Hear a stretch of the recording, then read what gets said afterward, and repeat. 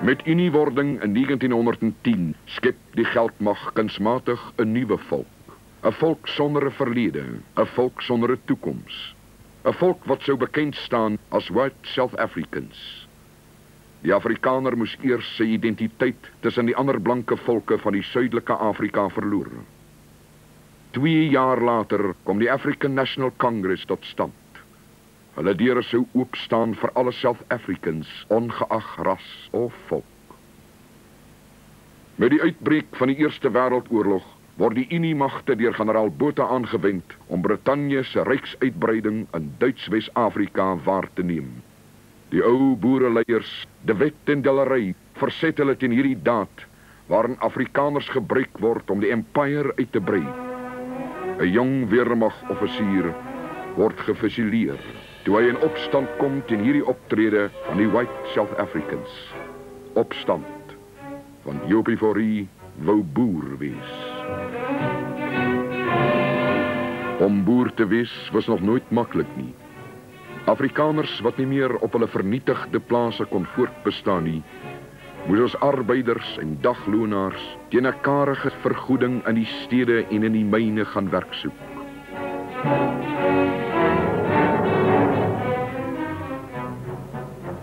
Aanvanklik wou die mynbase nie die Afrikaners werk gee nie, maar toe die uitlanderwerkers begin staak om hoër lone, het die deure vir die verarmde Afrikaners oopgegaan.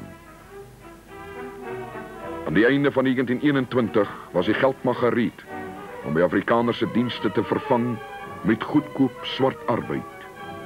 Die mynwerkers het hulle hierteen verset en die mynbase het generaal Smuts en die Unieweermag ingespan om die stakers te verpletter.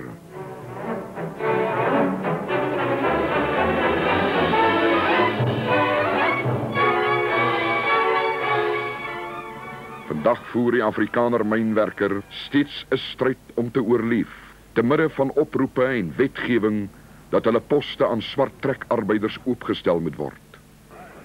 Hierdie keer is dit die Nasionale Party wat sy ontstaan en groei aan die Afrikaners steun te danke het, wat gereed staan om die nodige druk namens mynbase toe te pas.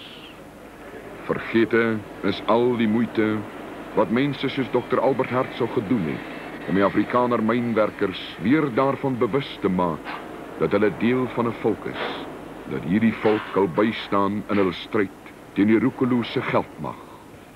Dr. Hertzog het 8 jaar in die buiteland deurgebring. Hy was op Oxford en hy het daar 'n intensiewe studie gemaak van die vakbondwese en gesien watter 'n rol dit in Europa speel. Toe hy terugkom na Suid-Afrika het hy die haaglike toestand gesien waaronder die Afrikaners verkeer en dadelik besef wat 'n vakbond vir hulle sou beteken. Sonder politieke en ekonomiese mag het die volk in die stad verarm. Trotse boere moes in toue staan om kos te kry. Die geldbase het bepaal wie werk kry en wie nie, wat die betaling sou wees en watter taal gepraat moes word. Vandag staan die Afrikaners weer tou om kos te kry. In die noorde en weste van Pretoria en in die voorstede van Johannesburg vind ons die tekens van armoede en verval onder diegene wat die partypolitici nie meer nodig het nie. Sedert 1984 gebruik die Nasionale Party kleerlinge en Indiërs om hulle in die groen kussings van die parlement te hou. Om die guns van ander volke te bou, kan die party nie meer aandag gee aan die mense wat hom in die eerste plek aan bewind geplaas het nie.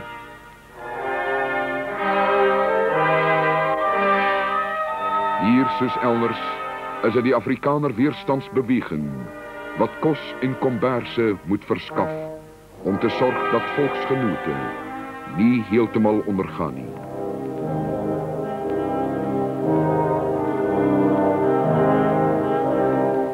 Jarenlang al is dit individuele lede van die AWB wat onder leiding van die organisasie kos versamel om uitgedeel te word aan werklooses en verarmde Afrikaners in die stede. Hierdie aksie gaan nie sonder groot persoonlike opofferings gepaard nie. Hierdie manne staan dag voor dag op om uit hulle eie landerye en die van ander welwillendes groente in te samel. Daagliks word dit van die platteland af na Pretoria en Johannesburg se voorstede vervoer. In die 40er jare het die Afrikaners 'n magtige volksorganisasie gehad om hulle verset teen die deelname van die White South Africans aan die oorlog teen Duitsland te dra.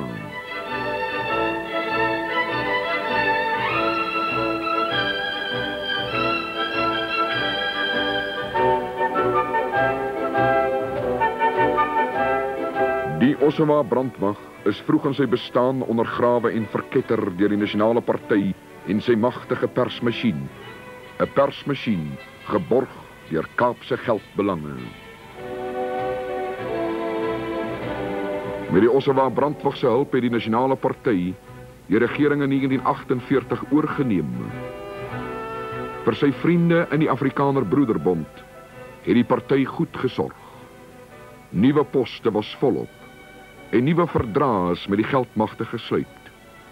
Algaande het hierdie organisasie, wat aanvanklik Afrikaner belange op die hart gedraai het, ander belange begin bevorder.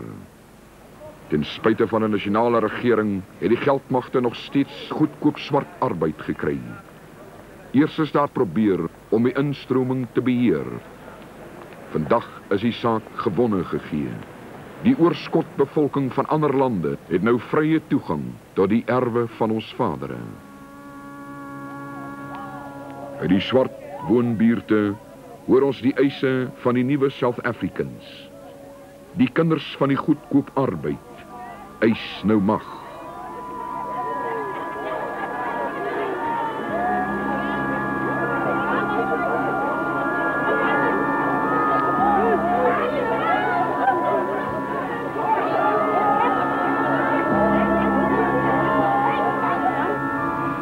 Well, they usually, firstly, they stab the person and then beat him. After beating him, then they necklace that particular somebody. Well, it's just a matter of using a tire, petrol, and then matches. Die broederbonders klou steeds aan hulle poste en sirkuleer dokumente waarin die Afrikaner se boedeloorgawe uitgestippel word. Intussen het die voorsitter van die geheime organisasie, professor De Lange, reeds onder die beskerming van die Amerikaners met die ANC onderhandel. In dieselfde jaar wat die Broederbond voorsitter by die ANC gaan wit voetjies soek het Suid-Afrika se voorste verteenwoordigers van die geldmag ook in Lusaka gaan kuier. Anglo-American, Premier Milling en ander jagters van die groot wins wou net seker maak dat wanneer die ANC se moordbendes oorgeneem het, hulle nog toegelaat sal word om besigheid te bedryf.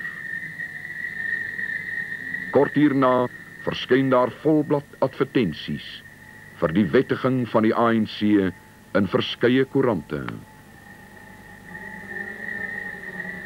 Op 'n koue wintersaand op Heidelberg in 1973 word die Afrikaner Weerstandsbeweging gestig in hierdie motorhuis. Dit was die nederige begin vir wat eers 'n klein Gideonsbende was.